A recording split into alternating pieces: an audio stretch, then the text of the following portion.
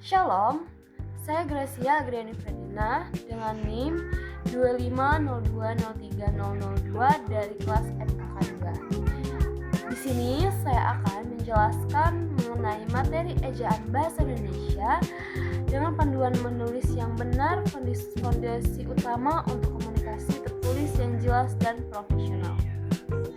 Apa itu ejaan? Ejaan adalah kaidah cara menggambarkan bunyi bahasa dalam bentuk tulisan, huruf, dan tanda baca menurut KBBI. Lebih dari sekedar aturan, ejaan adalah sistem yang memastikan kata dan kalimat kita ditulis secara benar, baku, dan konsisten. Ini krusial agar setiap pesan yang kita sampaikan mudah dipahami dan komunikatif oleh setiap pembaca. Dasar penulisan huruf dan kata, panduan penggunaan tanda baca yang tepat, dan alat standarisasi bahasa nasional. Dalam sejarah perkembangan ejaan Indonesia, ejaan bahasa Indonesia telah melalui perjalanan panjang untuk mencapai bentuk standarnya saat ini. Memahami evolusinya membantu kita menghargai pentingnya konsistensi. Yang pertama ada ejaan Van Ophuijsen tahun 1901. Ejaan Melayu awal yang disusun oleh Charles A. Van Ophuijsen menggunakan kombinasi huruf yang rumit dan kurang efisien untuk bahasa Indonesia modern. Yang kedua ada ejaan Suwandi 1947, disebut juga ejaan Republik. Perubahan signifikan penggantian ON menjadi U dan penghapusan tanda apostrof untuk bunyi K, misalnya rakyat. Ketiga ada ejaan yang disempurnakan atau EYD, menetapkan standar ejaan yang lebih modern dan komprehensif, mencakup penulisan kata, imbuhan, dan tanda baca. Yang terakhir ada UEB, pedoman umum ejaan bahasa Indonesia. Nah, adapun fungsi esensial ejaan yang benar. Menguasai ejaan bukan hanya tentang tata bahasa, melainkan tentang memperkuat komunikasinya dan kredibilitas profesional Anda. Membakukan tata bahasa, menyeragamkan penulisan kosakata dan tata bahasa agar terciptanya bahasa baku yang dapat digunakan oleh seluruh penutur.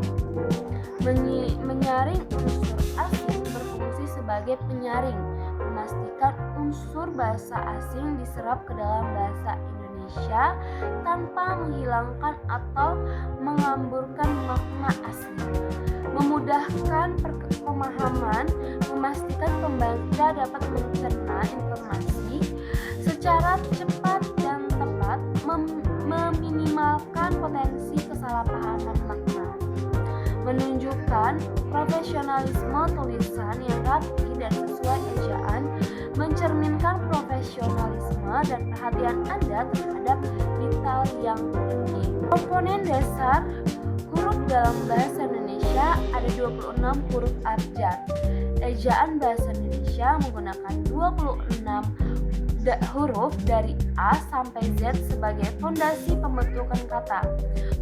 Untuk huruf vokalnya itu ada A, I, U, E, O, melambangkan bunyi dasar inti suku kata huruf konsonan. Semua huruf selain vokal melambangkan bunyi yang dihambat.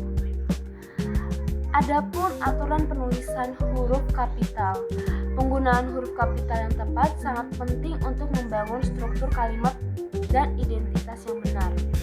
Awal kalimat huruf pertama dari setiap kalimat harus diawali dengan huruf kapital. Yang kedua, nama diri.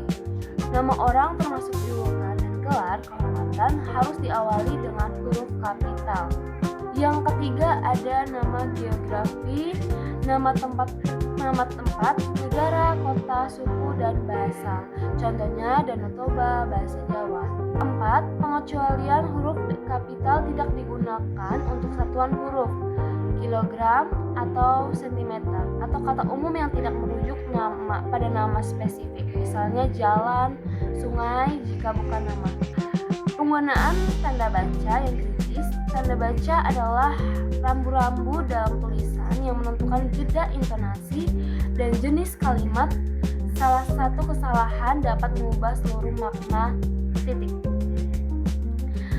Mengakhiri kalimat pernyataan lengkap, contohnya pameran buku dibuka hari ini.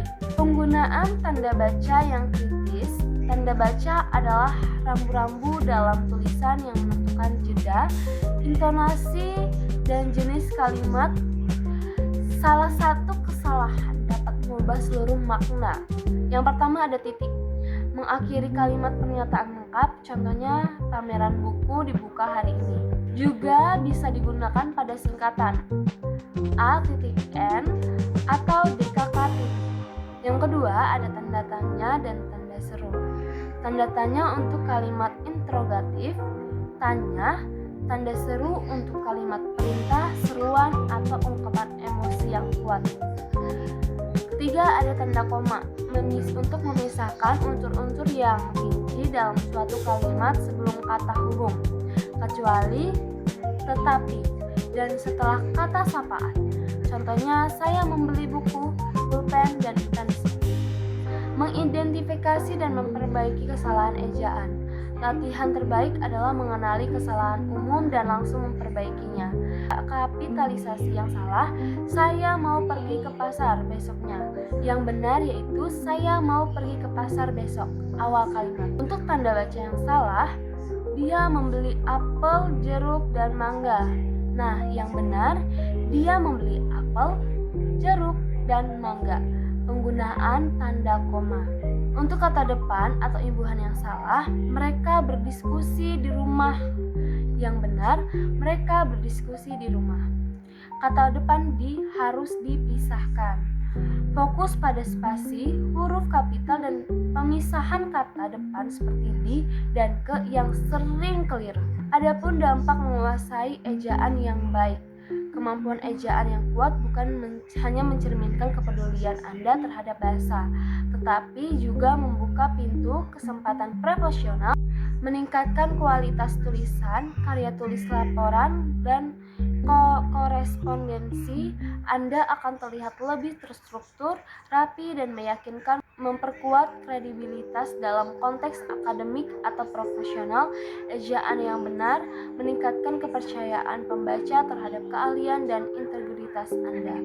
Menghindari ambiguitasi, mengurangi resiko salah paham dalam komunikasi tertulis, memastikan pesan Anda sampai dengan makna yang dimaksud. Nah, sebagai kesimpulan dan seruan, aksi ejaan adalah fondasi penting dalam menulis bahasa Indonesia yang efektif. Pelajari aturan, pahami kaidah-kaidah dasar EYD mulai dari kapitalisasi hingga tanda baca. Praktekkan, konsisten terapkan aturan ejaan dalam setiap tulisan, baik formal maupun informal. Revisi dan koreksi, selalu periksa kembali tulisan Anda sebelum dipublikasikan atau dikirim. Jadikan kebiasaan, integrasikan ejaan yang benar sebagai kebiasaan sehari-hari. Nah, itu tadi materi tentang ejaan bahasa Indonesia dalam panduan menulis yang benar, fondasi utama untuk komunikasi tertulis yang jelas dan profesional. Sekian dari saya, terima kasih.